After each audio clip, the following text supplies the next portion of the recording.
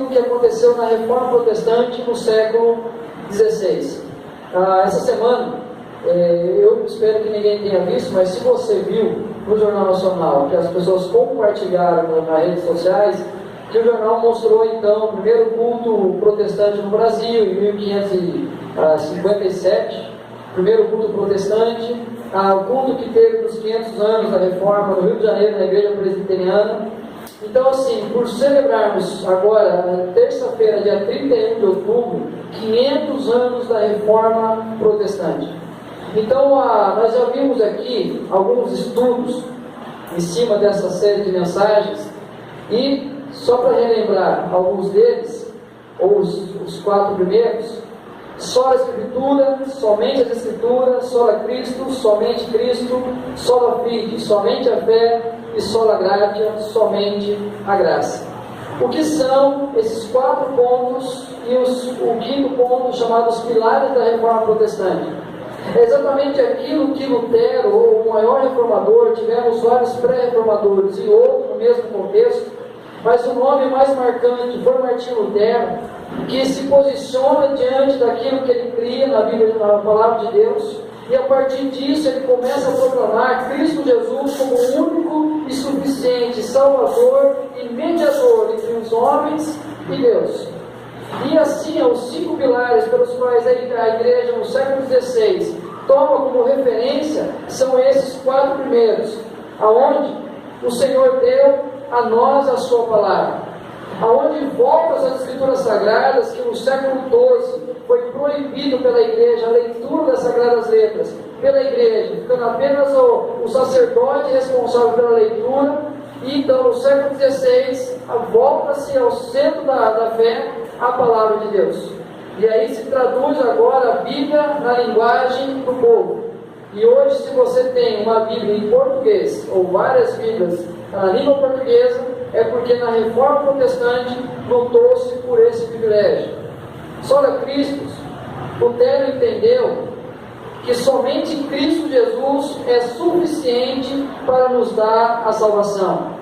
Não precisamos mais de penitências, não precisamos mais comprar indulgências, não precisamos mais ter sacrifícios pessoais para que nós possamos ser salvos, porque Cristo já cumpriu tudo que era suficiente na cruz. Ou seja, somente por meio de Cristo nós podemos ter a salvação. Sola gratia, sola fé. A justificação é por meio da fé somente. Eu não preciso me preocupar com sacrifícios, eu não preciso me preocupar com coisas que possa acrescentar na minha fé, mas apenas a fé em Cristo Jesus como Senhor e Salvador da minha vida. O que é preciso para ser salvo? Crer em Cristo Jesus, crer que o sacrifício que Ele fez na cruz foi no meu lugar, e Ele é oferecido apenas pela graça. A salvação é somente pela graça, não por meio das obras. Não é a obra, não é aquilo que eu faço, não é a minha religião ou a minha religiosidade que me dá a salvação. Eu recebo a salvação mediante a graça de Deus. O que eu quero que vocês entendam essa noite? Os 4 primeiros pontos mostram a ação exclusiva de Deus em Cristo Jesus para nos salvar. Você e eu não tivemos esforço algum para que a salvação nos alcançasse. Foi Deus revelando as Escrituras para nós, foi Cristo morrendo na cruz, foi a fé que Deus deposita no nosso coração e foi por meio da graça de Deus. Ou seja, nenhum esforço humano existiu para que você e eu pudéssemos ser reconciliados com Deus, pudéssemos ser perdoados e alcançar a salvação em Cristo. E aí então é óbvio que nós chegaremos ao 5º ponto, ao 5º pilar da Reforma Protestante, que é soli Deo glória. Toda a glória seja dada somente a Deus.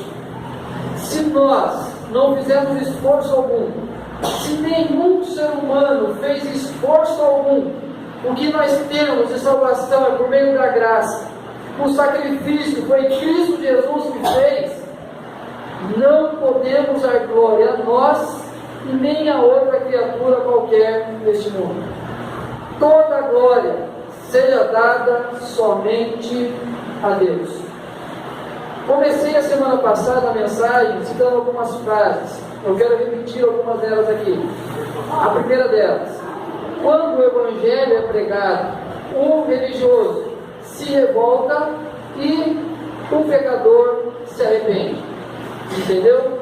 Quando a fé, o Evangelho é pregado, aquele que é religioso, ele vai se revoltar. Por quê? Porque ele vai entender que as obras das mãos dele não têm significado algum diante de Deus. Mas aquele que sabe que nada pode oferecer a Deus por ser pecador, ele vai se converter.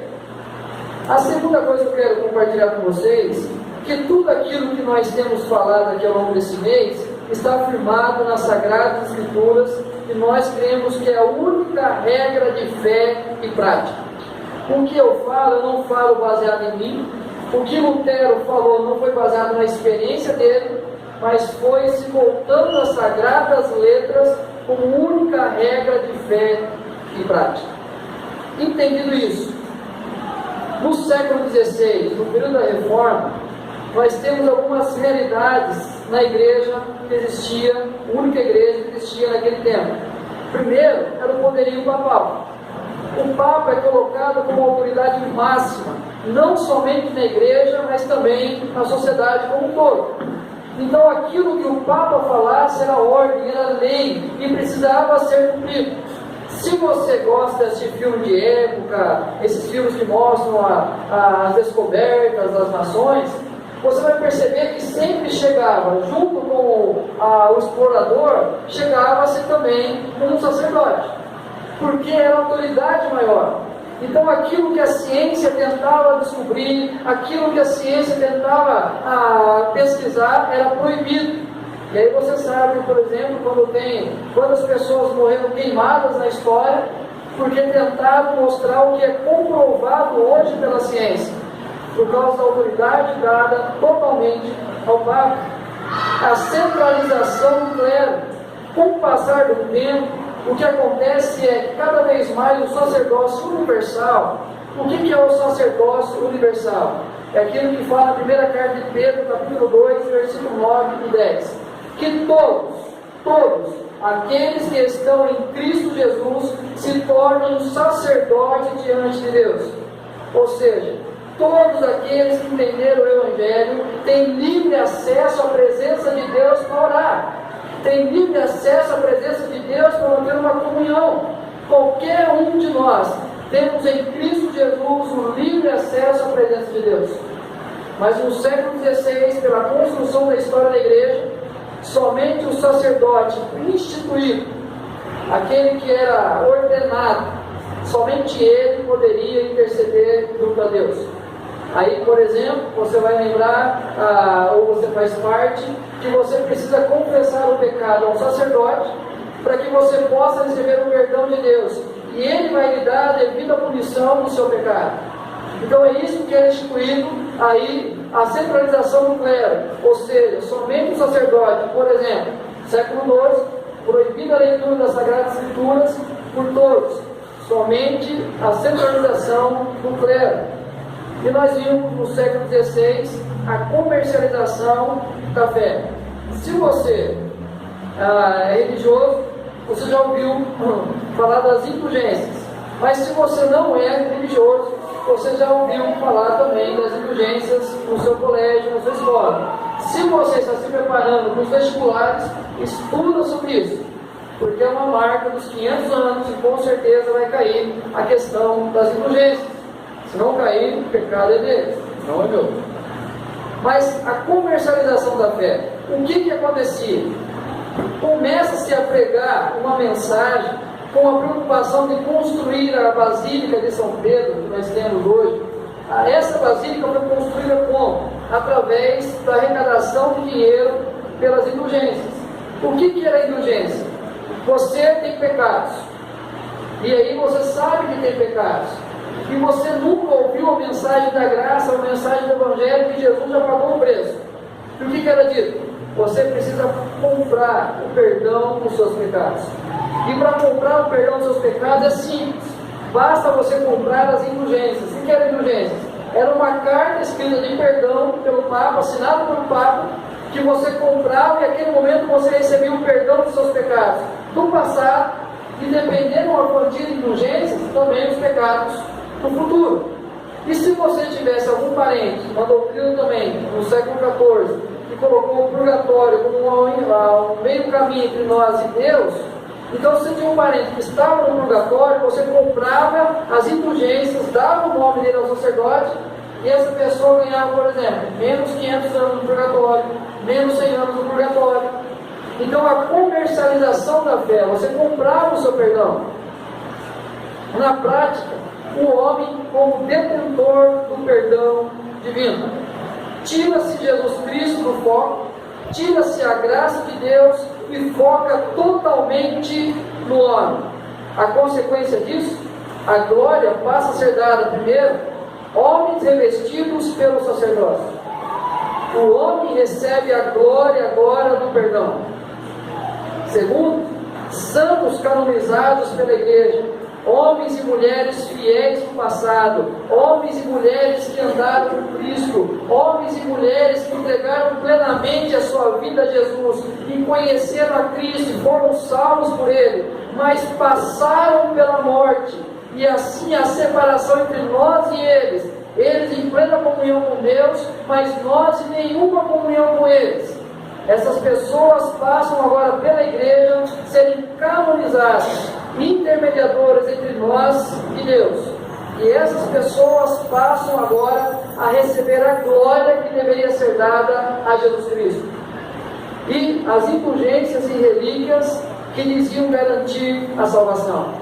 Aquele que comprar, imagina você, entendendo que é pecador, entendendo que está em estado de condenação, e agora vem uma carta assinada pelo Papa dizendo: você agora está salvo. As pessoas começavam a dar glórias à indulgência. Essa era a realidade do século XVI. No nosso tempo, não muda muita coisa. Não pense que isso ficou no século XVI, mas também nós vivemos no nosso tempo. Por exemplo, o culto à personalidade. Você já ouviu a palavra mito? A pessoa mitou. Se tornou, como aquele que dizemos, ele é o cara, ele é o melhor. E aí então nós começamos a dizer, ao culto, a adorar a personalidade, a pessoa. E não são poucas as igrejas que você vai perceber que anuncia mais o seu pregador, anuncia mais aquele que estará participando do culto, do que a presença de Jesus, a ação do Espírito Santo sobre a vida da igreja. Então assim, passa-se a adorar a personalidade. E não são poucos que tentam voltar às indulgências de maneiras diferentes. Por exemplo, vendendo a você o terreno do céu, vendendo a você a um lenço cheio de suor, que se eu fosse numa religião dessa, eu iria ganhar muito dinheiro, porque eu sou demais.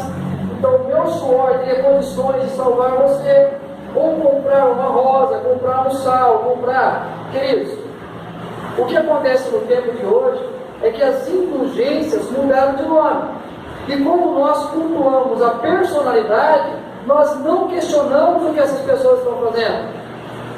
A ostentação da aparência, aonde cada vez mais templos luxuosos estão sendo construídos, cada vez mais as pessoas precisam mostrar as suas riquezas, as suas posses, a ponto de dizer que quanto mais fé você tem, mais dinheiro você vai ter. E as pessoas se preocupam tanto com a aparência hoje, que elas fazem de tudo para ter 5 minutos de sucesso. E a insatisfação existencial. Nós estamos insatisfeitos com a vida. Se eu fizer algumas perguntas para você, se você se encontra satisfeito, você vai dizer, podia melhorar, podia ser um pouco diferente. E aí nós nunca ouvimos tanto, por exemplo, a questão do suicídio, ou tentativa de suicídio, por causa dessa insatisfação existencial. Ou seja, o nosso tempo O ser humano vive em constante busca de satisfação do seu ego, almejando sempre a glória em si mesmo e a alheio. O que o ser humano quer hoje? Glória. Ele quer o tempo todo dar glória a si mesmo e, se puder, você dar glória a ele também. Esse é o nosso tempo.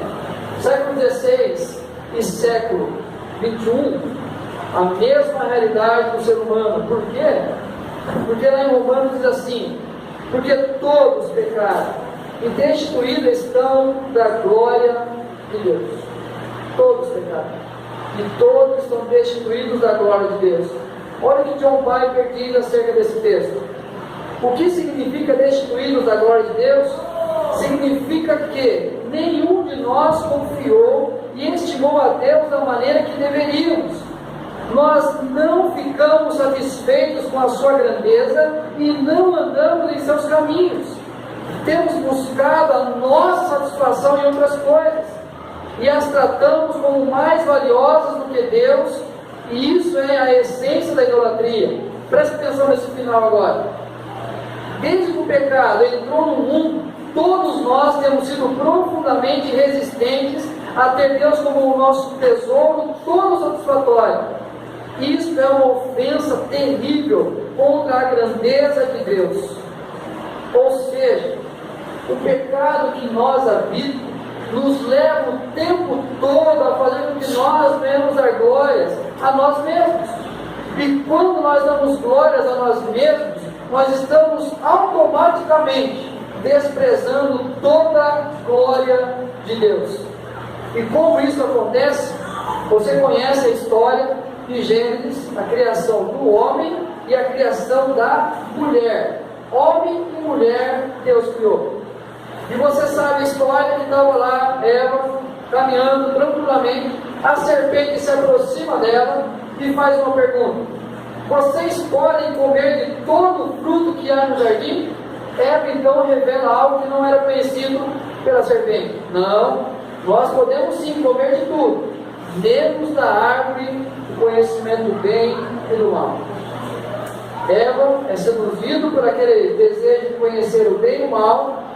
Vendo a mulher que a árvore era boa para se comer, agradável aos olhos e árvore desejável para dar entendimento, tomou-lhe do fruto e comeu e deu também ao seu marido. Sabe o que a serpente promete a ela? Se você comer do fruto, você será como Deus. E ela come do fruto e dá ao seu marido, que também come. O que a serpente oferece a Eva e depois Eva oferece também a Adão? Se vocês comerem, vocês não precisam mais dar glória a Deus, porque vocês se tornarão como um dele. Você será semelhante a ele. Você fará parte da mesma glória dele. Então faz o seguinte: não dá glória a esse Deus, toma posse para vocês. E João Calvino, um dos reformadores, diz: o coração do homem é uma fábrica de ídolos. Essa é a nossa realidade desde Adão. O desejo ardente nosso de dar glória a nós mesmos. Isso nós encontramos em Gênesis 11, na famosa Torre de Babel, que o homem, o desejo da glória em oposição aos projetos de Deus. Deus dá uma ordem: povoem toda a terra. O que o homem faz? Vamos construir uma torre neste lugar e vamos fazer o nosso nome célebre. Ou seja, vamos construir uma torre que chegue ao céu e vamos fazer que o nosso nome seja glorificado. Rejeita o projeto de Deus para poder receber a glória humana. Em João 12, contudo, muitos dentre as próprias autoridades creram nele, mas por causa dos fariseus não o confessaram, para não serem expulsos da sinagoga, porque amaram mais a glória dos homens do que a glória de Deus. O desejo da glória em oposição à graça de Deus. Sabe o que Jesus está dizendo aqui?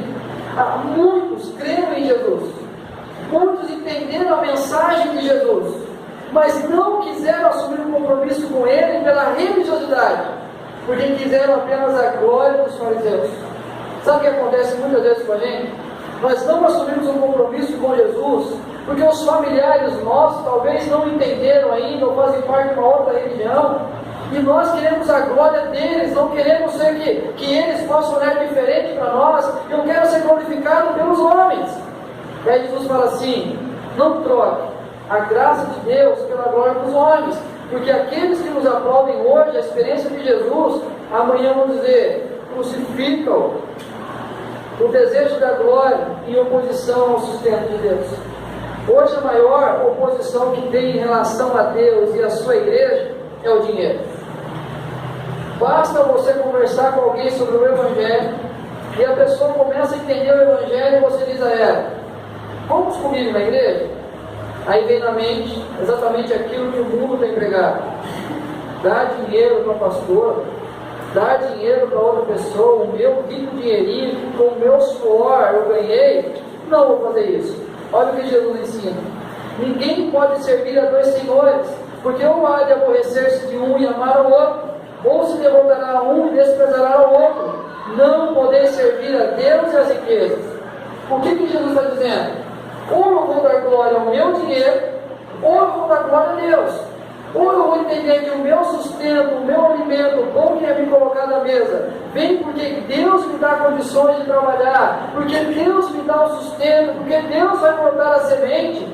Ou eu vou dizer: eu ganho com o meu esforço, não preciso de Deus para poder mostrar que eu coloco o pão na minha mesa. Ou seja, a glória humana em oposição ao sustento de Deus.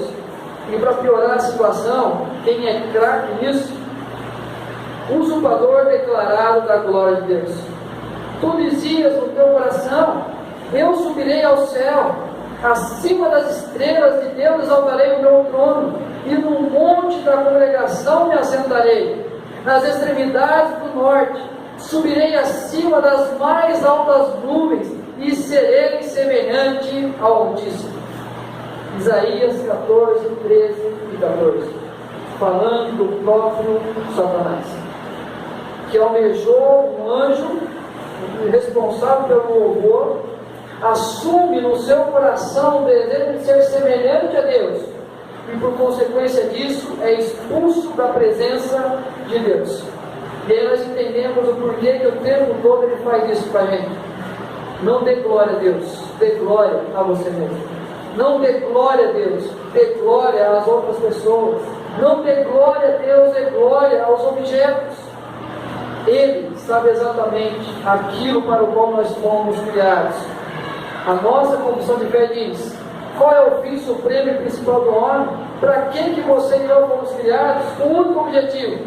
O fim supremo e principal do homem é glorificar a Deus e gozá-lo para sempre. Sabe qual que é a razão da nossa existência? Ser comparticipante dessa glória de Deus, mas não tomando para nós essa glória, mas estar relacionado com Deus, estar reconciliado com Deus, estar vivendo debaixo dessa glória de Deus, que faz parte da nossa existência, a necessidade dessa glória. Como nós vemos aqui em Gálatas, em Romanos, quando fala que nós somos destituídos da glória de Deus, nós carecemos dessa glória. Então imaginar um clima de glória da existência de Deus, e nós nos aproximando dele, nós somos impactados com essa glória, e é isso que é a razão da nossa existência. Quando o homem deixa de dar glória a Deus e passa a dar glória a si mesmo, ou a qualquer outra criatura, ele perde a razão da sua existência, e continua vivendo o seu vazio existencial. É religioso, mas não sente a presença de Deus. Ele é participante da comunidade cristã, mas não sente a transformação de Deus. Ele pode até fazer as boas obras, mas ele não sente no seu coração a presença de Deus. Por quê? Porque ainda não entendeu que ele precisa dar glória somente a Deus. Glória somente a Deus. E como eu falei no início, não é uma palavra minha, não é uma palavra que crê a igreja presbiteriana, mas exatamente aquilo que Deus fala em Êxodo 20, chamado os 10 mandamentos. Ele começa assim: então falou Deus todas essas palavras: eu sou o Senhor teu Deus, que te tirei da terra do Egito, da casa da servidão. Não terás outros deuses diante de mim. Não farás para ti imagem de escultura, nem semelhança alguma do que há em cima nos céus, nem embaixo na terra, nem nas águas debaixo da terra. Não as adorarás, nem lhes darás culto, porque eu sou o Senhor teu Deus, Deus zeloso, que visita a iniquidade dos pais nos filhos, até a terceira e quarta geração daqueles que me aborrecem, e faço misericórdia até 1000 gerações daqueles que me amam e guardam os meus mandamentos. Comentando esse texto, John Piper diz o seguinte: em oposição à teologia romana da Idade Média, uma das bandeiras dos reformadores era uma defesa dos primeiros mandamentos. Diante da veneração aos santos, às relíquias e aos padroeiros, eles defenderam corajosamente que somente Deus é digno de glória. De acordo com a Escritura, não há mais que um Deus, há um só Deus vivo e verdadeiro. Na prática, essa doutrina bíblica não apenas proíbe a adoração de qualquer criatura, tais como anjos, santos e relíquias, mas também a adoração do Deus de Israel na forma de qualquer criatura. Ou das palavras de Lutero, que Deus com nenhuma palavra mandou pedir nem a anjos, nem a santos, para que roguem por nós. E encontra-se também que culto aos santos é pura invenção humana, fora da palavra de Deus e da Escritura. Por isso, não se deve aconselhar nem permitir que alguém ensine a invocar na prece aos santos falecidos. Queridos, antes de vocês ficarem bravos comigo em relação a isso, a exclusividade da glória. A exclusividade da glória, não sou eu que peço. Não é o ser humano que pede. Em nenhum momento na história, por exemplo, Pedro pediu isso para ele. Um momento Pedro chega numa cidade, 2 pessoas se aproximam e próximo diante dele. Ele as levanta e diz: calma que eu sou homem como vocês, pecador como vocês. Paulo chega numa outra cidade, as pessoas fazem a mesma coisa, agarram Paulo e se prostram diante dele. Paulo faz: levanta porque eu sou homem pecador como vocês. Ou seja, não foram eles que pediram para que nós dessemos glória a eles, mas com o passar do tempo e a tradição se torna então algo da glória do ser humano. Mas quem pega a exclusividade da glória não sou eu. Eu sou o Senhor, este é o meu nome, a minha glória, pois não a darei a outrem, nem a minha honra às imagens de escultura. Por que ele fala isso? Porque quando o povo sai do Egito e Moisés sobe para pegar as leis de Deus, e quando ele volta, o povo tinha feito um bezerro de ouro e dizia: esse Deus nos libertou do Egito. E Deus diz àquele povo: eu sou o Senhor, esse é o meu nome, e a minha glória, pois eu não vou dar a ninguém, nem a minha honra às imagens de escultura. No Novo Testamento, ó profundidade da riqueza, tanto da sabedoria como do conhecimento de Deus. Quão insondáveis são os seus juízos e quão inescrutáveis os seus caminhos. Quem, pois, conheceu a mente do Senhor? Ou quem foi o seu conselheiro? Ou quem primeiro deu a ele para que ele venha a ser restituído? Ou seja, quem de nós aconselhamos a Deus? Quem de nós podemos oferecer algo para Deus, para depois ele olhar e dizer: você tem mérito, eu devolvo algo melhor para você? Quem somos nós para discutir aquilo que Deus revela na sua palavra? E ele conclui: porque dele, e por meio dele, e para ele são todas as coisas. A ele, pois, a glória eternamente. Amém. Deus exige de nós glória exclusiva a ele. Por quê? Porque foi ele que nos escolheu, foi ele que se revelou na sua palavra, foi ele, o Filho dele, que veio até nós e morreu naquela cruz, foi ele que pela graça nos salvou. Toda a obra da salvação, da reconciliação, da reaproximação foi de Deus. E se foi dele, é o único que é digno de receber, porque por ele, por meio dele, são todas as coisas. A ele, pois, a glória eternamente. Amém? Quando nós lemos o Salmo 115, se você quiser acompanhar, Vou ler apenas 3 versículos, mas se você quiser abrir na sua Bíblia, eu vou citar alguns versículos do Salmo 115. Mas no 115 ele vai começar da seguinte maneira: não a nós, Senhor, não a nós, mas ao teu nome da glória, por amor da tua misericórdia e da tua fidelidade. O salmista diz assim: Senhor, pelo amor do Senhor, não permita que eu venha dar glória a mim mesmo ou qualquer outra coisa, pela tua misericórdia e pela tua fidelidade. A pior condenação que Deus dá a um ser humano é nos deixar a nossa própria sorte. É dizer, dá glória a você mesmo. Você quer? Faça isso, dá glória a você mesmo. Chegar em casa, leia Romanos 1, 2 e 3. Você vai entender o que eu estou dizendo. O ser humano que dá glória a si mesmo, adora mais a criatura do que o seu Criador, Deus condena as piores perversidades. Por quê? Porque ele considerou a mais importante do que a Deus. O salmista diz: por que diriam as nações, onde está o Deus deles? No céu está o nosso Deus, e tudo faz como lhe agrada. Esse salmo é um salmo comunitário de louvor. Nós cantamos nas nossas músicas, por exemplo. Quando a nação de Israel se juntava, eles cantavam, por exemplo, esse salmo. Concentra-se sobre a glória do Senhor na salvação do seu povo. O salmista, ao trabalhar no texto, vai dizer: Deus é quem salva o seu povo. Faz uma oposição entre o Deus verdadeiro e os falsos deuses. E ele vai girar em torno dessa pergunta: onde está o teu Deus? Israel era a única nação que adorava um único Deus. As demais nações adoravam vários deuses. E quando eles vinham combater a Israel, a pergunta que eles faziam quando eles dominavam sobre Israel é: cadê o seu Deus? Cadê o seu Deus que vocês falam tanto? Na prática da nossa vida, quando você passa alguma dificuldade e alguém sabe que você está participando de uma comunidade cristã, que você ora, busca a Deus, ela olha para você e fala assim: não está indo na igreja? Você não está buscando a Deus? A mesma pergunta. E se conclui então que somente o Deus vivo e verdadeiro é digno de glória. Somente Ele. Somente o Deus vivo e verdadeiro é digno de glória, primeiro, por sua soberania em favor de seu povo. Diante da pergunta que eles recebem: onde está o teu Deus?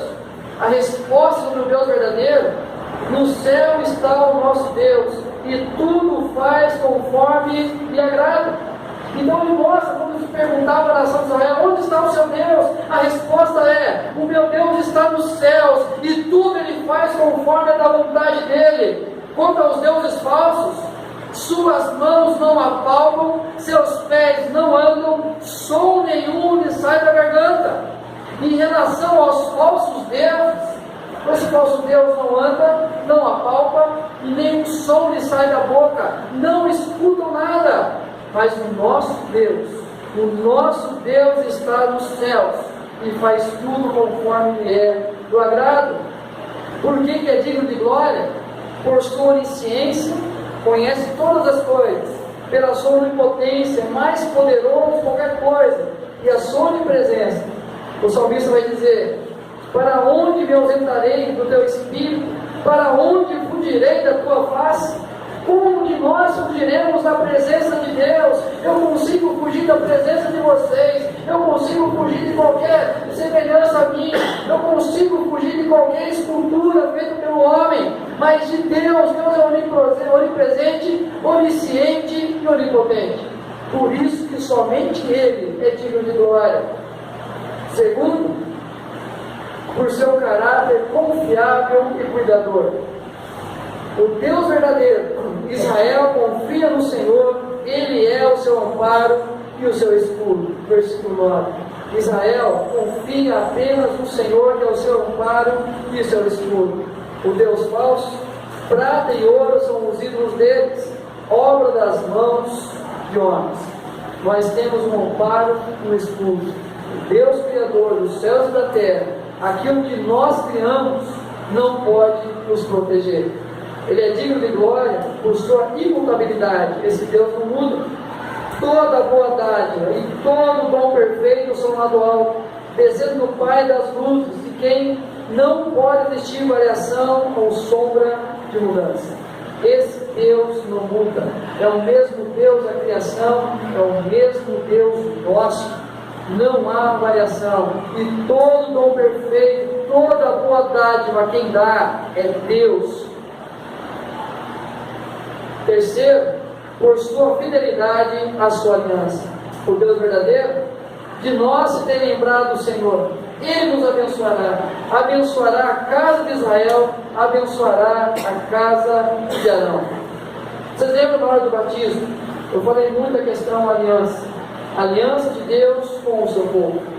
Deus fez uma aliança com Abraão, e essa aliança em Cristo Jesus, e nós somos parte dessa aliança, e nós somos abençoados pela fidelidade de Deus com a aliança. Essa aliança, o Senhor tem se lembrado de nós, porque fez uma aliança conosco. O falso Deus tem boca e não fala, tem olhos e não vê, tem ouvidos e não ouve, tem nariz e não cheira. Não tem como fazer uma aliança, não tem como se lembrar de nós, não tem como ouvir o que nós falamos. É digno de glória por seu comprometimento com a sua palavra. Olha o que diz Isaías 55.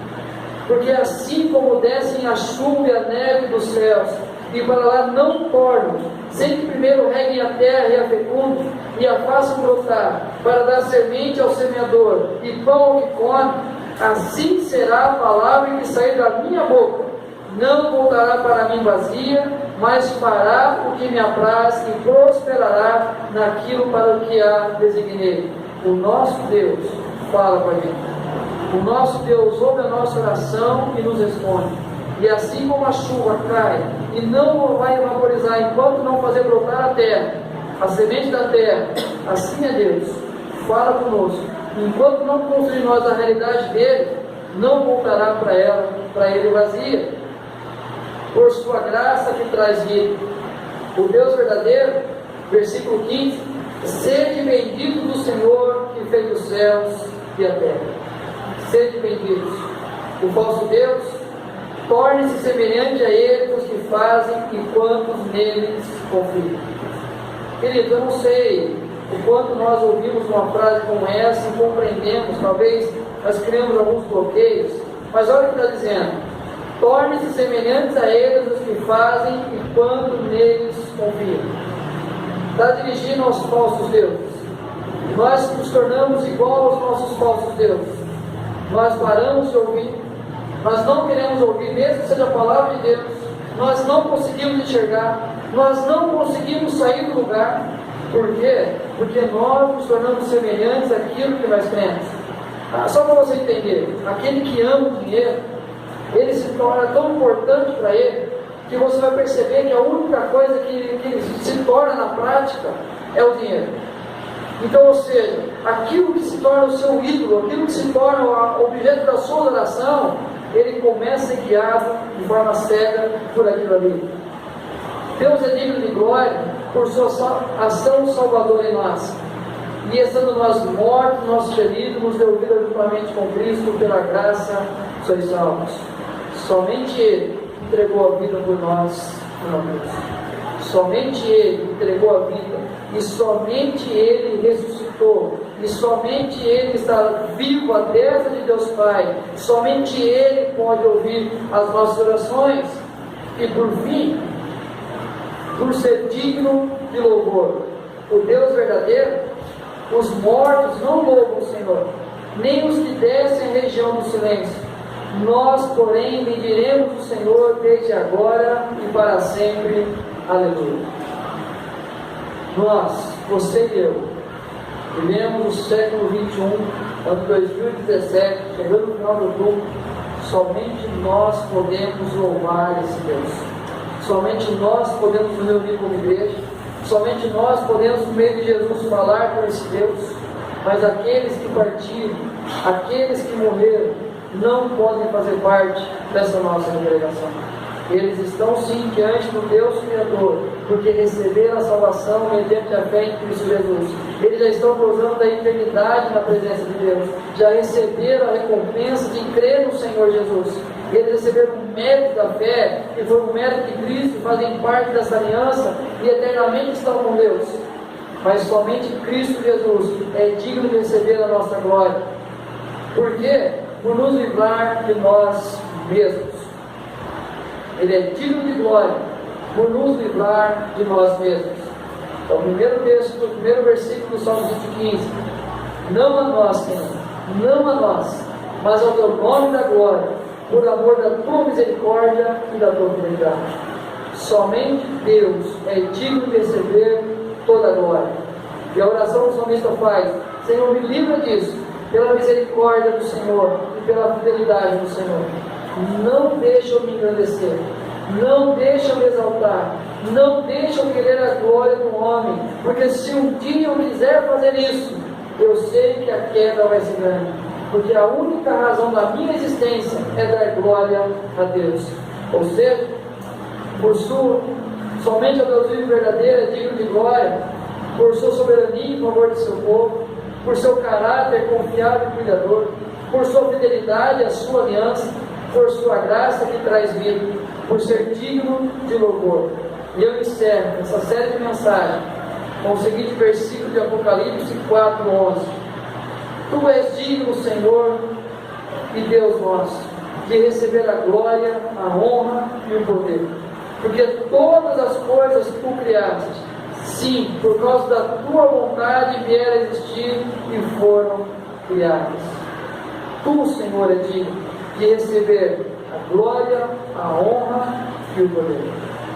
Não nós, não qualquer outro objeto, qualquer outra criatura, qualquer outro sonho nosso. E isso entra qualquer coisa que nós colocamos no lugar de Deus.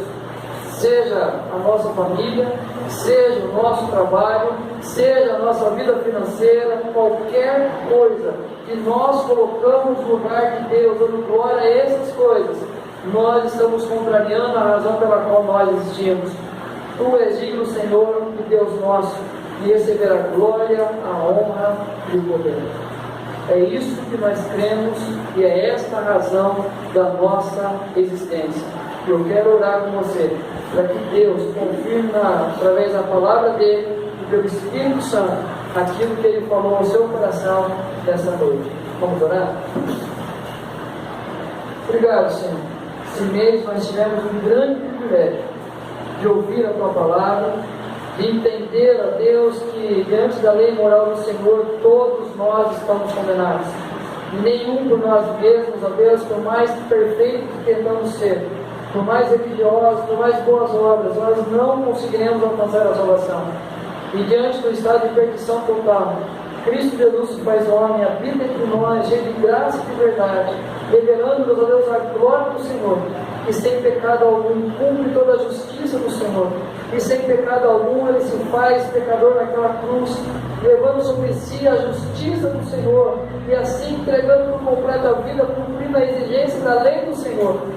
E pela ressurreição, ele recebe agora a autoridade nos céus e na terra. E agora, pela fé nele, nós temos a mesma salvação, nós temos o perdão dos nossos pecados e nos tornamos justificados na tua presença. E assim nós entendemos que glória não tem que ser dada a nós, glória não tem que ser dada a criatura alguma deste mundo, glória somente ao Senhor, Pai. E nos ensina a viver desta maneira, que recomamos, que levamos tudo que venhamos a fazer e façamos para a glória do Senhor, por meio de Cristo Jesus. Continue a falar no nosso coração, continue, a Deus, a nos quebrantar, continue a revelar a tua vontade e tira as nossas dúvidas pela tua palavra, em nome do Senhor Jesus. Amém.